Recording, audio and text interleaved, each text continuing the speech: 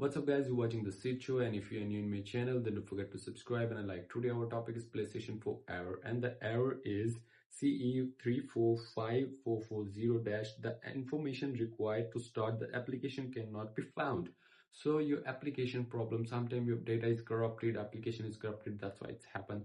So I'm just going to share my screen on the left side. Here we go to the screen here, and you must check your application is up to date or not. Sometimes it needs to update or add-ons, and if not updated you must update it. And then you just go to the system software. Your system software is must update it, because the system software is not supported the some application if you're using an older one, and sometimes your file are corrupted, that's why it's happened. You must, and sometimes you have a storage problem, you don't have enough storage to download a add-ons, something, you must make a space in your storage. And the last, you just turn off your PlayStation 4, go to the safe mode.